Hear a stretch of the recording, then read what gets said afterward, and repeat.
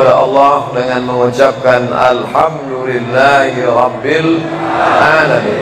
Berselawat kepada Rasulullah dengan mengucapkan Allahumma salli ala Sayyidina Muhammad wa ala ali Sayyidina Muhammad.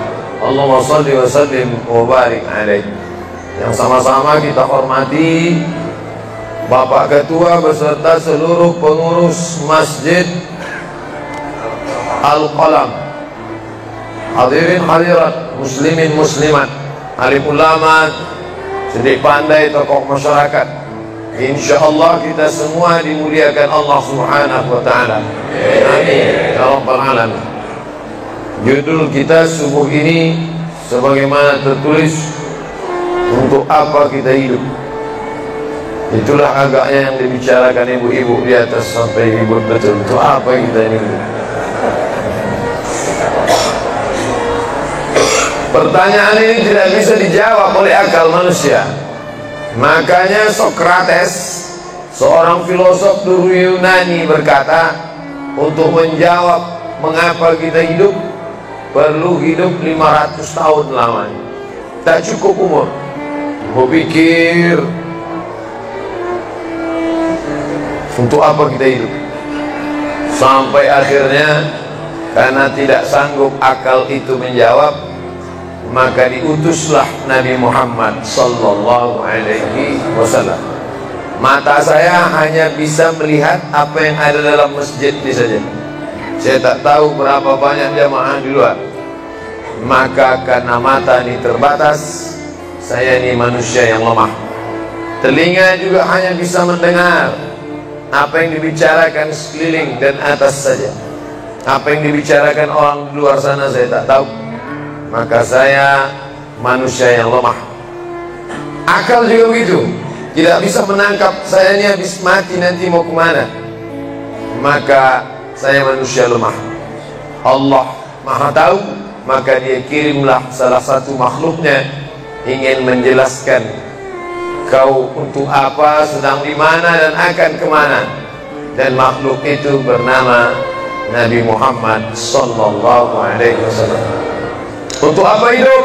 Langsung dijawab, wa ma khalaqatul jinna wal insa illa liya'budun.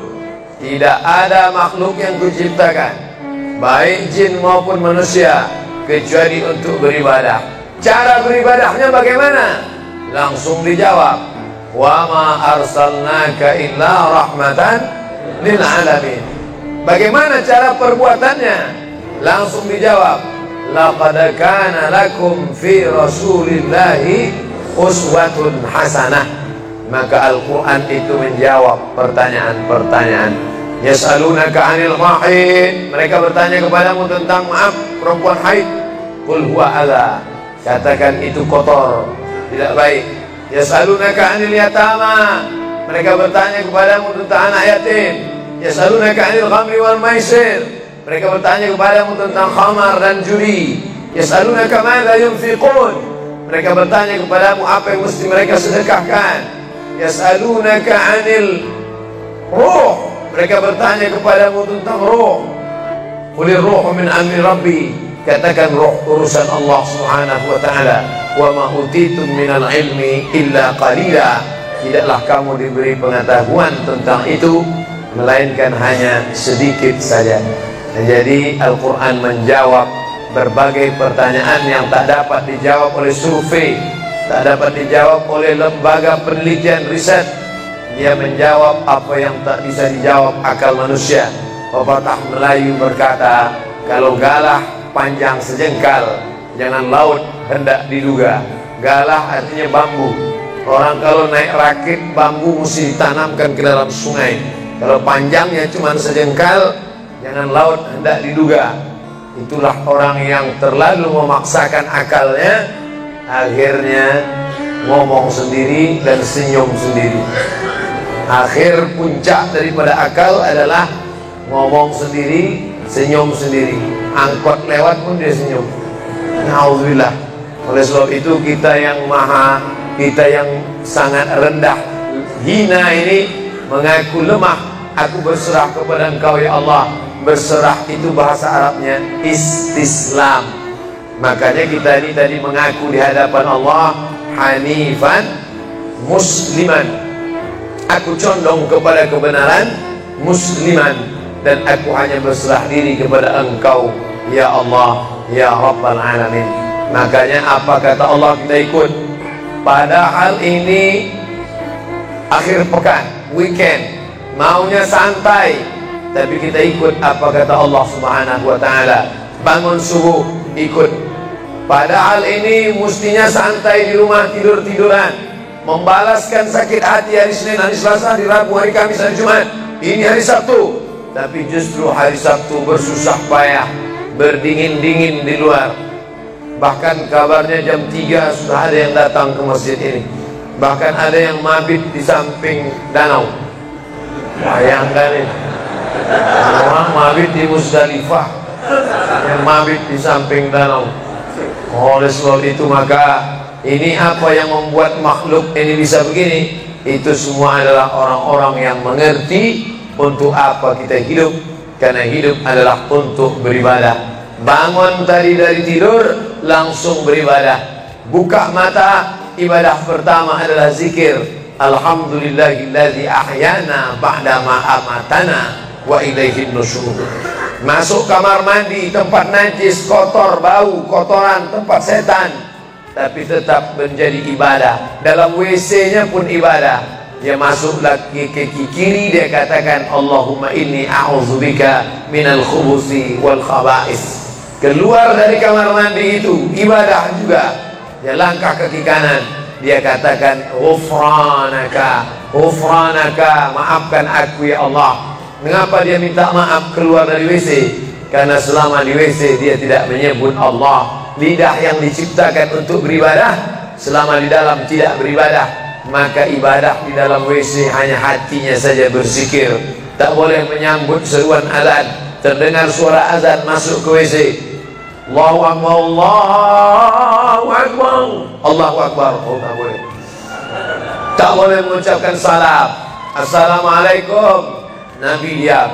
Assalamualaikum, Nabi diam. 3 kali diucap, Nabi diam. Selesai keluar dari toilet, WC, barulah Nabi menjawab Waalaikumsalam warahmatullah. Karena tidak boleh menyebut nama Allah, maka minta ampun keluar dari WC. Karena lidah yang semestinya dipakai untuk menyebut ya Allah, berzikir niat ya Allah, tadi tak kupakai selama beberapa menit di dalam. Maka dia katakan ghufranaka. Lalu kemudian melihat wajah di cermin, mana tahu ada kotoran di mata. Jangan sampai kita berjumpa sama orang di masjid, orang senyum, kita senyum, yang disenyumkan orang kita. Maka lihat dulu baik-baik. Maka ketika melihat wajah, dia pun menjadi ibadah. Allahumma kama hassanta khalqi fahassin khuluqi. Sebagaimana kalau kau sudah perbaiki bentuk ciptaanku ini menjadi sempurna, maka perbaikilah akhlakku ya Allah. Lalu setelah itu berangkat dari rumah menuju masjid, beribadah juga. Bismillah tawakkaltu ala Allah, la haula wala quwwata illa billah. Setiap langkah kaki ke Masjid Al-Qalam ini bernilai 1 langkah menghapus dosa. Langkah kedua mengangkat derajat. Langkah ketiga menghapus dosa. Langkah keempat mengangkat derajat. Tidak tanggung-tanggung, derajatnya diangkat Allah. Siapa yang duluan datang langsung dapat di depan. Tapi ada orang terlambat tetap tinggi juga derajatnya. Mana dia? Dia yang di atas. Siapa bilang perempuan direndahkan, dihinakan? Perempuan dimuliakan. Mana contoh perempuan dimuliakan? Kalau mau tahu, datanglah ke Masjid Al-Qalam. Perempuan dimuliakan.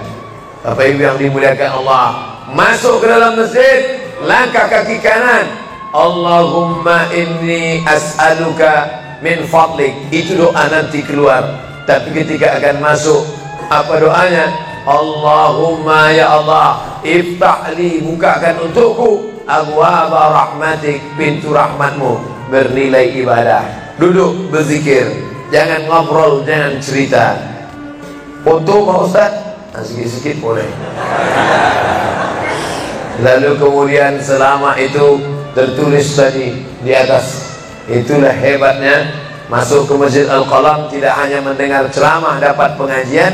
Ketika saya masuk tadi, dengar suara azan, ada tulisan hadis riwayat Al-Bukhari. Siapa yang mendengar seruan azan lalu menyambut seperti bunyi yang diucapkan muadzin, kecuali pada hayya 'alas shalah, hayya 'alal falah, dia baca la haula wala quwata illa billah, ditutup dengan doa wasilah. Allahumma rabba hadhihi da'wati tammah wa salatil qa'imah, dimintakan untuk Nabi Muhammad, ati sayyidina Muhammadanil wasilah wal fadilah wasyarafa wad darajatal aliyatar rafi'ah. Yang kelima, wa ba'athallahumma maqaman mahmuda alladhi wa'adtah innaka la tukhliful mi'ad. Maka kata Nabi, halat lahu syafa'ati yaumal qiyamah, layaklah dia mendapat syafaatku hari kiamat. Makanya selama duduk di depan tadi, tak ada satupun yang ngobrol, semuanya menyambut seruan azan. Allahu Akbar, Allahu Akbar, Allahu Akbar, Allahu Akbar. Ada kawan sebelah ngajak ngobrol, gimana bro program mancing kita? Allahu Akbar, Allahu Akbar. Nah, itu cerita tak tentu arah. Ini kita sedang beribadah kepada Allah Subhanahu wa ta'ala. Lalu kemudian selesai azan, salat sunat yang balasan pahalanya khairum minad dunya wa ma fiha, lebih baik daripada dunia dan seisinya. Apa itu? Qabliyah subuh. Sampai-sampai andai terlambat qabliyah subuh, tetap boleh dilaksanakan setelah subuh. Habis salat subuh barulah dilaksanakan qabliyah subuh. Tapi kalau sudah sama-sama ngaji, tapi kalau nanti pulang kampung, justru sekarang orang di kota ngaji, di kampung tidak ngaji. Zaman dulu di kampung ngaji, di kota tidak ngaji. Sekarang dunia sudah mau kiamat. Di kampung orang ngaji, di kampung orang tidak ngaji. Kenapa? Parabola masuk desa. Oleh sebab itu, maka kalau di kampung itu tidak ada pengajian, mereka tidak tahu bahwa qabliyah subuh diganti setelah subuh. Nanti pas mau bulan puasa pulang kampung, jangan qabliyah subuh setelah subuh. Karena nanti begitu mereka lihat, loh, apa tuh? Sejak tinggal di Bekasi ikut aliran sesat. Dia tidak tahu bahwa sholat qabliyah subuh itu jangan sampai tinggal. Andai tertinggal, tetap dilaksanakan setelah sholat subuh. Ayatnya diatur. Ayat pertama, qul ya ayyuhal kafirun. Ayat yang kedua, qul huwallahu ahad, Allahu samad, lam yalid wa lam yulad wa lam yakul lahu kufuwan ahad. Andai masuk ke dalam masjid, kebetulan jamnya langsung nampak kelihatan, iqamat tinggal 2 menit lagi, iqamat 2 menit, tak mungkin sholat 4 rakaat. Pilihannya tahiyatul masjid atau qabliyah, qabliyah atau tahiyatul masjid. Kalau melaksanakan tahiyatul masjid tidak dapat qabliyah, tapi kalau melaksanakan qabliyah automatically dapat tahiyatul masjid. Oleh sebab itu, andai terlambat, waktu tinggal 2 menit, maka laksanakanlah qabliyah subuh. Tapi jangan gara-gara ini terlambat terus. Yang paling afdal cepat datang. Apa kata jamaah? Yang lambat kan ustaz, kami cepat datang. Bapak Ibu yang dimuliakan Allah Subhanahu wa ta'ala, selesai itu salat subuh. Kalau qabliyahnya lebih baik daripada dunia dan seisinya, apalagi salat subuhnya. Begitulah. Kalau qabliyahnya saja yang pendek ayatnya lebih baik daripada dunia dan seisinya, apalagi sholat subuhnya. Lalu pahala sholat subuh itu apa? Tak ada yang tahu. Makanya kata Nabi, lau ya'lamuna ma fil atamati was sulhi, andai mereka tahu pahala sholat subuh berjamaah, la atauhuma habwan, mereka akan datang ke Masjid Al-Qalam walaupun merangkak, habwan, lumpuh, sakit kakinya, dia akan datang. Kursi roda tak ada, yang mendorong tak ada, datang dia ke masjid ini walaupun merangkak. Kenapa mereka tidak datang? Karena mereka tidak tahu. Kenapa mereka tidak tahu? Karena mereka memang tidak cari tahu dan tak mau tahu. Dan sampai masanya mereka nanti akan menyesal saat melihat orang-orang mendapatkan balasan muttaqiina fiha 'alal ara'ik mereka duduk di atas kursi-kursi istana surga, tersenyum melihat orang-orang yang dulu tak peduli pada sholat subuh. Mudah-mudahan kita semua istiqomah insyaallah. Jadi Ustaz, kalau hidup ini cuma untuk ibadah, sholat, masjid, baca Quran, zikir, gimana kami mau mencari nafkah? Gimana kami mau buka ruko? Gimana kami mau bisnis? Gimana kami mau tanam kelapa sawit? Gimana kami mau proyek batu bara? Gimana kami mau ternak ikan? Ini mesti dipahami bahwa ibadah itu dibagi dua. Satu namanya ibadah mahdah, pure, original, murni, tidak bercampur dengan apa-apa. Yang satu lagi tidak ibadah tapi bernilai. Nah, ini mesti dipahami. Bapak yang masuk kantor dari jam 8 pagi sampai jam 4 sore itu ibadah. Karena kalau itu tidak ibadah, habislah waktu kita. Makanya yang bekerja niatkan ibadah. Sehingga kalau istri yang nanya, "Mas kok lama pulang?" Ibadah nih, Mas. Tapi jangan gara-gara ini di kantor itu ibadah, lalu ketika azan di masjid kantor berkumandang, hayya 'alas shalah, dia terus ketik, "Mas, ayo ke masjid." Enggak, ini pun juga ibadah. Kau ibadah aja ke sana, aku ibadah di sini. Itu juga enggak benar. Karena ibadah itu dibagi dua. Satu yang murni, pure, tidak bercampur dengan apapun, namanya ibadah mahdah, salat, baca Quran, zikir, iktikaf. Tapi ada satu lagi, tidak ibadah, tapi kalau diniatkan dia bernilai ibadah. Termasuk ibu-ibu yang hamil 9 bulan 10 hari, itu ibadah. Kalaulah 9 bulan 10 hari itu tidak ibadah, betapa tidak adilnya Allah. Masa kita yang duduk-duduk di masjid dapat pahala ibadah, dia yang muntahnya, yang ngidamnya tak dapat ibadah. Tadi malam begitu sampai di airport, langsung SMS masuk, "Ustaz, keluar dari pintu berapa? Ini ada perempuan ngidam mau ketemu." Saya keluar dari pintu 4, kami sudah standby di pintu 4. Lantai berapa? Lantai paling atas. Oke, sampai di sana lihat perempuan tidak pakai jilbab, pakai celana jeans. Saya udah mau marah, ini kenapa? "Mohon maaf Pak Ustaz, non muslim." Astagfirullah. Rupanya non muslim hamil ngidam mau jumpa Ustaz Somad. Mudah-mudahan anaknya jadi anak soleh. Ya, Allahu Akbar. Bernilai ibadah. Lalu yang dapat pahala dari itu siapa? Dari mana ibu-ibu hamil muda itu tahu saya? Kenal saya di mana? Padahal dia dari Jawa, saya dari Sumatera. Ternyata ada orang beribadah yang tidak kita sangka ibadah. Tidak ada rukun, tidak ada syarat, tidak ada wajib, tidak ada sunat, tidak ada makruh, tidak ada mubah. Apa ibadahnya? Ya ini, merekam ceramah ini. Merekam ceramah ini ibadah. Memoto itu ibadah. Bayangkan resiko tukang foto. Saya sampai sekarang tukang foto itu resikonya nanti setelah tua matanya gini.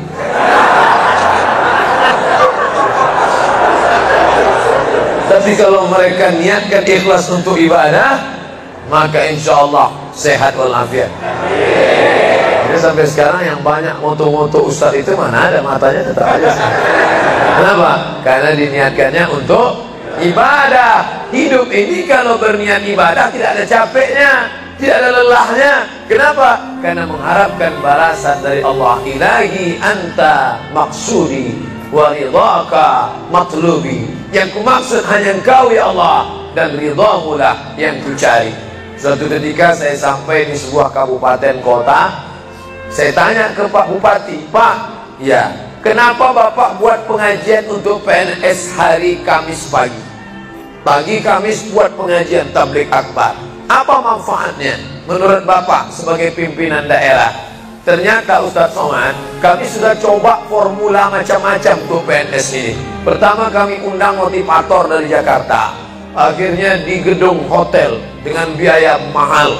Lalu kemudian dengan infokus, suara menggelegar, "Semangat, semangat, semangat!"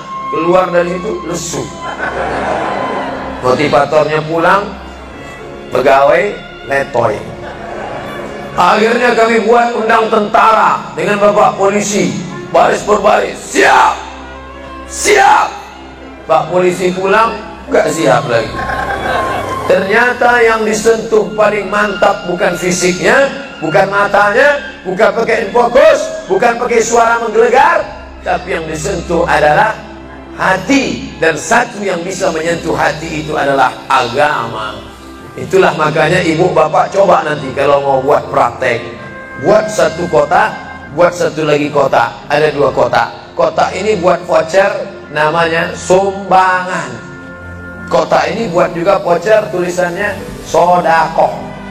Lihat mana yang paling banyak diambil umat Islam, sumbangan apa sodakoh? Sodakoh, padahal nilainya sama. Sumbangan 100.000, sodakoh 100.000. Bapak ibu silakan ambil untuk anak yatim fakir miskin kita. Pasti voucher yang paling banyak diambil adalah sodakoh. Kenapa? Karena mereka menganggap sumbangan tak ada pahalanya, karena bukan bahasa Arab. Apa dia? Sumbangan. Gak ada dalam Quran. Ya ayyuhalladzina amanu, sumbangan. Yang ada adalah sadaqah. Innamas sadaqatu lil fuqara wal masakin wal 'amilina 'alaiha wal mu'allafati qulubuhum wa fir riqab wal gharimin wa fi sabilillah wa ibnis sabil. Itulah mengapa yang disentuh itu bukan nalar otaknya, tapi yang disentuh itu adalah hatinya. Ala fil jasadi mudghah. Ketahuilah dalam jasad itu ada segumpal. Idza salahat salahal jasadu kulluh. Kalau yang segumpal itu baik, maka yang lain ikut menjadi baik. Wa idza fasadat fasadal jasadu kulluh. Kalau yang segumpal itu rusak, jahat, kotor, hitam, gelap, maka yang lain ikut menjadi rusak. Ala wahyal qalb, hati. Jagalah hati. Itu yang selalu dipesankan Ustaz kita A'agib, jagalah hati. Dan kau susah. Bapak Ibu yang dimuliakan Allah, salah satu yang merusak manusia sekuler, membagi dua. Di masjid ibadah, di kantor tidak ibadah, fatal. Di masjid dianggap ibadah. Jangan heran kalau ada orang di masjid khusyuk, takut nengok ke atas, melihat hanya tempat sujud saja. Allahu Akbar, tidak mau lihat ke atas. Kenapa? Dia khusyuk. Tapi di kantor dia lebih setan daripada setan. Kenapa? Berasal dari pemahaman yang salah, karena dia sudah bagi dua. Di masjid ibadah, di kantor tidak ibadah. Bahkan yang lebih fatal, yang kotor-kotor di kantor bisa dibersihkan di masjid. Kotor. Akhirnya untuk membersihkannya, pergi dia ke masjid. Laundry yang paling besar Masjidil Haram. Sampai di sana, nangis di pintu Ka'bah. Ya Allah, dah selesai bersih. Enak aja. Bukan begitu ajaran Islam. Labbaik Allahumma labbaik, labbaik Allahumma labbaik. Apa kata malaikat? La labbaik wala sa'daik. Kau tidak dapat panggilan, kau tak dapat kebahagiaan, kau tak dapat haji mabrur, kau tak dapat surga. Zaduka haram, karena kau berangkat dengan uang haram. Oleh sebab itu pemahaman Islam mesti utuh. Semua adalah ibadah. Kalaulah gerak tidak ibadah, betapa menyakitkannya bapak-bapak polisi di jalan raya kena panas terik, padahal dia tidak ada penutup kepala di atas, berkeringat berpeluh. Mereka tetap merasakan itu sebagai ibadah. Tentara yang membela negara, angkatan laut di perbatasan sana, datang kapal-kapal perompak dari Thailand ingin mengambil ikan kita, tenggelamkan. Itu kalau tidak nilai ibadah, dia takut. Jangan-jangan sebelum kita tenggelamkan, kita duluan ditembaknya tenggelam. Maka itu mesti ada nilai ibadah di dalamnya. Itulah yang membangkitkan semangat jihad.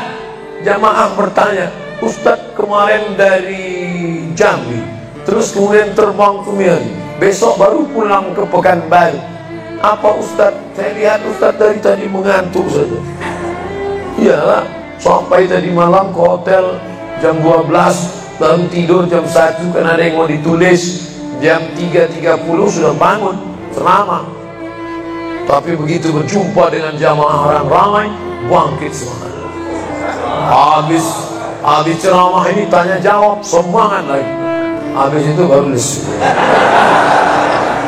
Dan tidurnya itu pun ibadah. Bayangkan tidurnya itu ibadah. Itulah mengapa banyak orang pengajian sambil Ustadz menyindir ya. Tidak. Saya termasuk Ustadz yang tidak pandai menyindir. Saya termasuk Ustadz kalau dipesan request untuk menyindir, saya tidak pandai. Kenapa? Karena saya pernah menyindir orang. Ustadz, tolong Ustadz sindirkan. Ini ada jamaah yang sudah sedekah tapi mengambil uangnya kembali. Siapa yang bersedekah mengambil uangnya kembali? Kalkalbil ladzi ya'udu ila qayhi, sama seperti anjing yang menjilat muntahnya kembali. Selesai pengajian, mohon maaf Pak Ustaz, yang disindir nggak datang.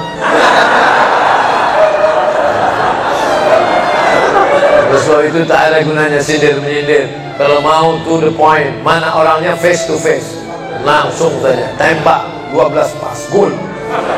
Bapak Ibu yang dimuliakan Allah, maka mesti dipahami dengan benar. Di Masjidil Haram ibadah, di rumah pun kau ibadah. Istri yang dari mulai pagi memasakkan suami, dibantu oleh pembantu, membuatkan minuman, membesarkan anak, menyusukan anak 2 tahun lamanya, melahirkan, meregang nyawa ibu melahirkan anak, ibadah. Makanya kalau dia meninggal dunia saat melahirkan, matinya mati syahid. Saking senangnya suaminya mendapatkan seorang istri yang syahid, tak menangis dia. Begitu tegarnya bapak, tidak meneteskan air mata. Tidak Pak Ustaz, aku melepas seorang syahid, 3 syahid lagi siap nanti. Peace, damai. Biasanya ibu kalau bawa cerita ini, kalau gini pulang aja lagi saya. Nah, bercanda.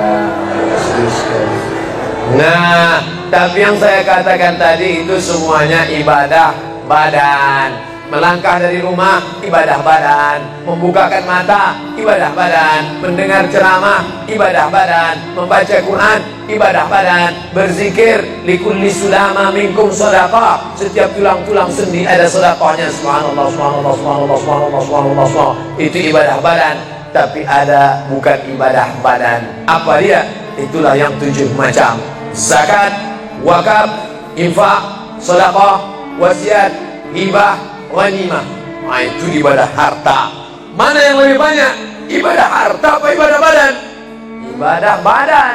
Kalau ibadah harta tak banyak. Zakat, wakaf, infak, sedekah, wasiat, hibah, ghanimah, rampasan perang. Tapi kalau ibadah badan, setiap gerak adalah ibadah. Makanya kita mesti bergerak. Di kulli harakah barakah. Setiap ada gerak pasti ada berkah. Makanya tak boleh tidak bergerak.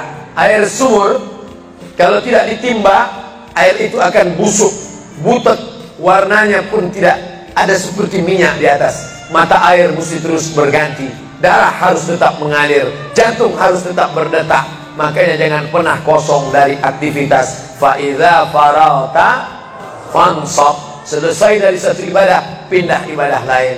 Selesai ibadah tegak, pindah ibadah ruku. Habis ibadah ruku, pindah ibadah tegak. Habis ibadah tegak, pindah ibadah sujud. Habis ibadah sujud, pindah antara 2 sujud. Selesai sudah salat, lalu kemudian puasa. Selesai puasa, lalu kemudian berzakat. Selesai zakat, lalu kemudian mengitari Ka'bah. Subhanallah walhamdulillah wa la ilaha illallah wallahu akbar. Selesai itu melontar jumrah. Selesai itu menggunting rambut. Selesai itu berzikir.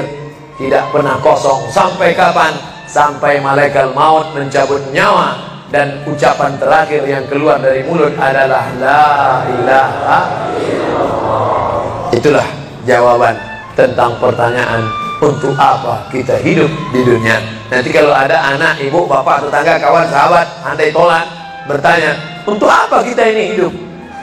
Tak usah jawab, putarkan aja videonya. Itulah enaknya zaman sekarang. Kalau dulu mesti diingat. Saya dulu pulang sholat Jumat, mak saya manggil, sini, ya mak, ceritakan apa isi khutbah khatib tadi di masjid. Gini. Itulah awal saya ceramah. Jadi saya paham mengapa saya menjadi ceramah sekarang. Dan saya tidak pernah merasa menceramahi bapak ibu. Saya tidak pernah merasa mengguru-gurui. Saya hanya seperti seorang anak sedang bercerita pada ibunya saja. Tadi mah kata khotib itu begini. Anak sekarang enggak. Apa kata khotib tadi? Ini MP3-nya. Bapak Ibu yang dimuliakan Allah Subhanahu wa taala, ibu yang mendidik anak-anak ibu ibadahnya luar biasa. Itulah mengapa ibu lebih tinggi derajatnya daripada laki-laki. Ilzam rijlaiha, kau urus tapak kakinya, fatammal jannah, kau dapati surga di sana. Di bawah tapak kakinya surga, al jannatu surga, tahta di bawah aqdam kaki al ummahat, ibu-ibu. Kenapa begitu? Karena ibadah dia yang luar biasa, tidak bisa dilakukan oleh laki-laki. Sholat kita bisa, puasa kita bisa, tawaf kita bisa, sa'i kita bisa, melontar jumrah kita bisa, tahallul kita bisa. Tapi ada yang kita tak bisa. Apa dia? Mengandung. Kita tak bisa. Siapa yang mau coba mengandung, keluar dari sini, ambil bola voli, ikat di perut. Melahirkan, kita tak bisa.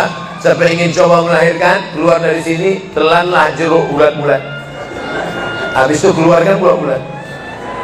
Menyusukan, kita tak bisa.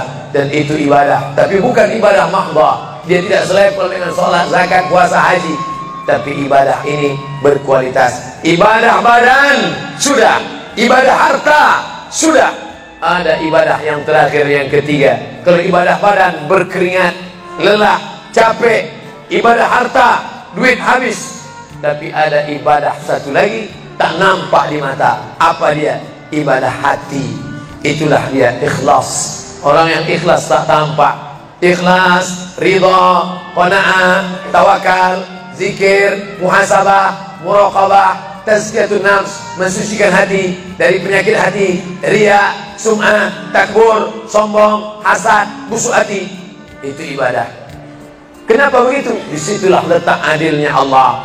Man bana masjidan, siapa yang bangun masjid, banallah mislahu baitan fil jannah, dibangunkan Allah untuknya satu istana di dalam surga. Bapak ibu yang ikut membangun masjid ini, mudah-mudahan diberikan Allah Ta'ala balasan melimpah ruah. Kami nggak bisa Pak Ustaz, jangankan bangun masjid, buat rumah kami aja kami nggak bisa. Allah Maha Adil. Kalau kau tidak bisa dengan ibadah harta, maka kau dengan ibadah tangan. Apa dia? Ikut gotong royong masjid. Nampak ada pembangunan masjid, ikut ngecornya, pasangnya. Tapi dengan syarat menyelesaikan masalah. Jangan buat masalah. Man shalla isnatai asyarata raka'ah, siapa yang salat 12 rakaat fil yaumi wal laila, sehari semalam, bunya lahu bikinna baitun fil jannah, dibangunkan untuknya satu istana di dalam surga. Sama macam orang yang bangun masjid, salat 12 rakaat. Kamu bisa bangun masjid? Bisa. Bagus. Kamu? Saya nggak bisa. Amal saya apa?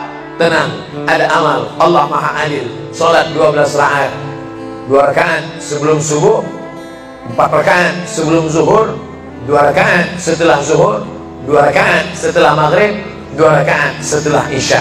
12 rakaat. Saya nggak bisa Pak Ustaz, sedang terbaring di rumah sakit, kaki sakit, kepala sakit, hati sakit, jantung sakit. Stop, jangan lanjutkan. Aku tak sampai hati mendengar penderitaan. Jadi amal saya apa Pak Ustaz? Ada satu amalmu. Apa dia? Ridha, menerima takdir Allah Subhanahu wa ta'ala. Sakit Pak? Tidak. Kenapa? Sakitku hilangkan hatiku ridha. Man lam yasbir bibalai, siapa yang tak sabar dengan bala ujianku, walam yarda bi qada'i, yang tak ridha dengan takdirku, falyatlub rabban siwaya, carilah Tuhan selain aku. Kau sabar, kau ridha menerima itu. Apa balasannya? Lebih hebat daripada balasan orang yang bangun masjid, lebih besar daripada balasan 12 rakaat salat. Innama yuwaffas sabiruna ajrahum bighairi hisab. Orang yang sabar itu balasannya bighairi hisab, tak dapat dihitung, tak dapat dikira, unlimited. Begitulah Allah Maha Adil. Untuk apa kita hidup? Hidup untuk beribadah. Ibadah apa yang kita lakukan? Ibadah badan, ibadah harta, ibadah hati. Yang sudah melaksanakan tiga-tiganya, alhamdulillah.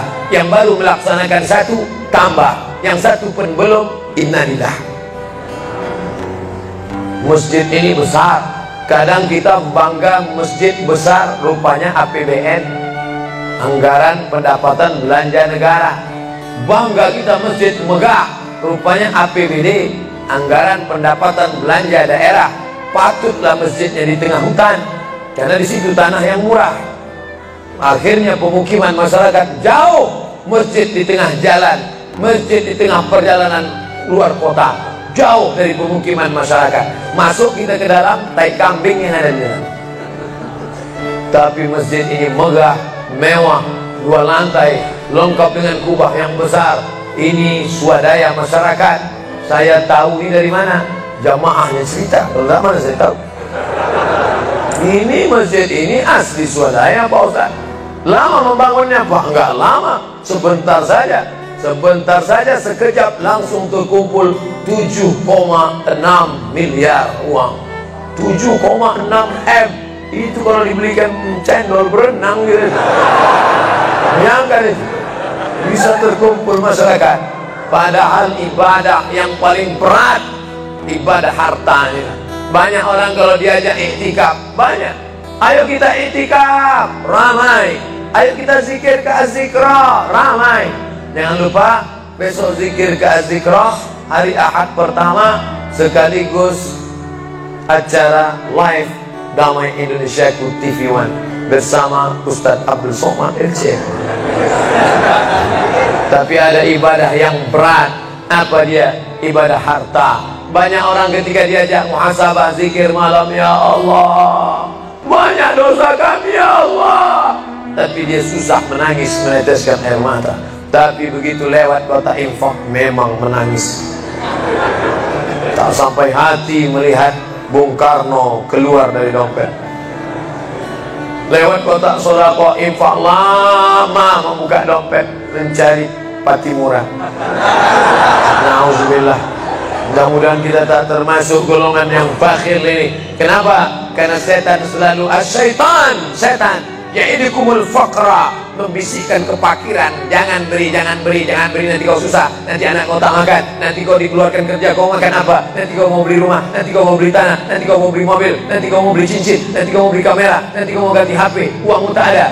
Setan selalu berbisik-bisik, lawan setan itu. Qul a'udzu binas, malikin nas, ilahin nas, min syarri waswasil nas, alladzi yuwaswisu fi sudurin nas, minal jinnati wan nas. Hanya saja kalau yang berbisik itu setan, kita baca ayat kursi, insya Allah dia kabur. Ini yang berbisik ini kawan kita. Kita bacakan ayat kursi, hafal pula dia dari kita lagi.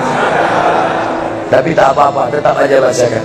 Allahu la ilaha illa huwal hayyul qayyum, la ta'khudhuhu sinatun wa la naum. Hembuskan ke wajahnya. Bapak Ibu yang dimuliakan Allah, setelah ibadah 3 ini kita lakukan, ibadah badan sudah, sholat subuh sampai melimpah ruah ke belakang. Saya dengar suara hati tadi, lapor, tenda sudah penuh, sudah melimpah ke jalan. Masya Allah. Ibadah harta sudah 7,6 M. Ibadah hati sudah, sabar, ridha, qanaah, tawakal. Tapi jangan lupa, datang merusak yang 3 ini, perkelahian, merusak ukhuwah Islamiyah. Masjid yang besar, kalau sudah kelahi di dalamnya, tinggal kelahi, tak lagi ada persatuan. Masuk masjid bukan baca doa pintu masuk masjid, malah masuk masjid ngelihat kira-kira dia di mana ya. Oh dia di sana, gua di sini lah. Dari sini, dia di sini. Sampai akhirnya suatu hari terlambat, lupa ngelihat. Allahu Akbar, rupanya dia di samping. Jangan kelahi. Wa'tasimu bihablillah, berpegang teguhlah dengan tali Allah. Tali Allah itu apa? Al-Quran dan Sunnah. Apalagi ulama, gak ngerti Quran, gak ngerti Sunnah, tanya ulama. Al-ulama warasatul anbiya. Wa'tasimu bihablillah, berpegang teguh dengan tali Allah. Wala tafarraqu, jangan berpecah belah. Coba lihat bunyi ayatnya. Andai ayat itu sampai bihablillah titik sudah cukup. Berpegang teguhlah dengan cara tali Allah, cukup. Mengapa ujungnya tetap ditutup? Wala tafarraqu, jangan berpecah belah. Karena banyak orang yang sudah baca Quran, sudah sholat, sudah puasa sunat, tapi hatinya pecah bercabang. Galah patah boleh disambung, kaca retak boleh direkat, hati rusak kemana obat akan dicari. Oleh sebab itu kalau ada fitnah-fitnah, tabayun, klarifikasi. Jangan su'uzan. Ijtanibu katsiran minaz-zan. Kepengurusan masyarakat, jamaah, sayang kebersamaan rusak. Gara-gara apa? Gara-gara nila setitik rusak susu sebelanga. Gara-gara api di dalam sekam, ada kulit padi bertimbun, di dalamnya itu ada setitik api.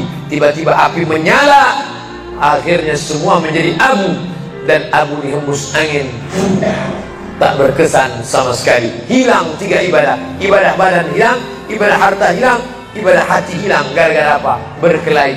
Ingat, setan tak pernah berhenti. Inna syaitan, setan ya isa an ya'mudahul musallun. Setan kalau sudah melihat orang sholat, dia tidak lagi goda mereka untuk menyembah, sembahlah aku, sembahlah aku, sembahlah aku, sembahlah aku. Tidak. Tapi apa yang dia lakukan? Walakin fit tahrish, menanamkan permusuhan ke dalam hati orang yang sholat. Angkat jaga ini. Jangan kita bertengkar gara-gara masalah khilafiyah. Saya kalau jadi imam di masjid dekat rumah saya jadi imam, saya baca kunut. Dan imam-imam dekat rumah saya itu saya pesan harus baca kunut, karena saya berpegang mazhab Syafi'i. Tapi ketika sholat di Masjid Al-Qalam, saya tidak tahu jamaah di sini pakai kunut apa tidak. Saya tidak ingin merusak kebiasaan mereka. Mana tahu mereka ikut mazhab Hambali, mana tahu mereka Muhammadiyah. Saya tidak tahu.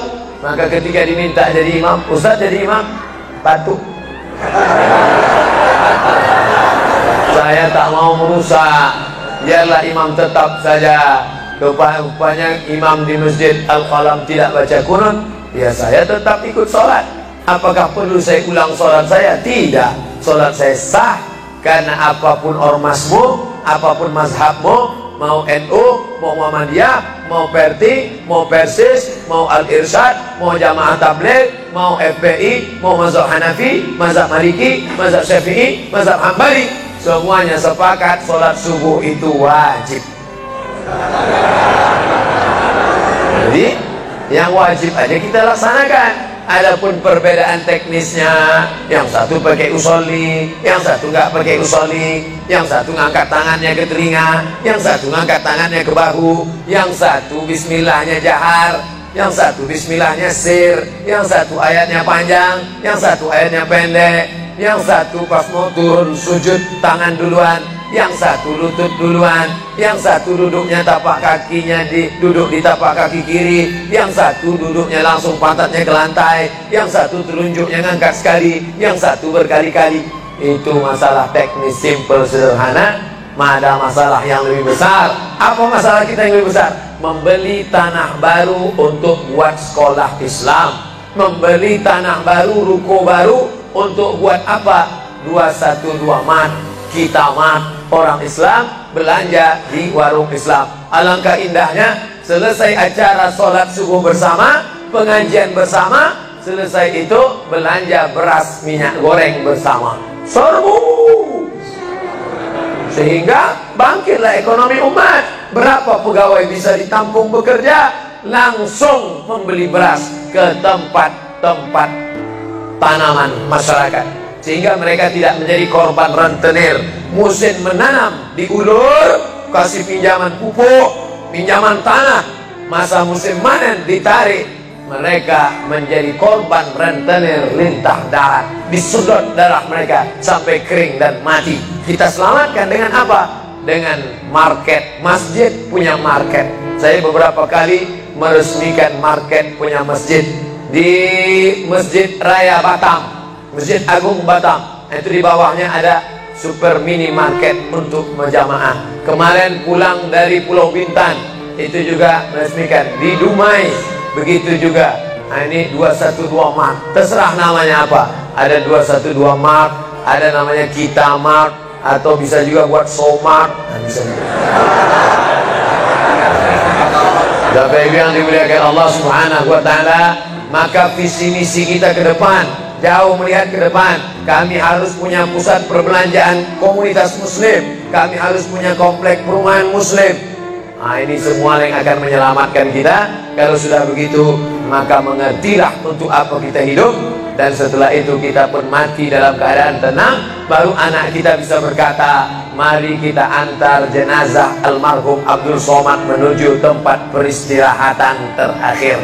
Karena memang benar-benar istirahat. Tapi berapa banyak orang tidak istirahat, karena amal badan tak ada, amal harta tak ada, amal hati tak ada. Tak pernah memikirkan masjid, tak pernah memikirkan umat, tak pernah memikirkan belanja umat, tak pernah memikirkan pendidikan anak-anak umat. Akhirnya mati yang layak untuk dia. Mari kita antar dia menuju azab pertama, akan menyusul azab-azab berikutnya. Nauzubillah.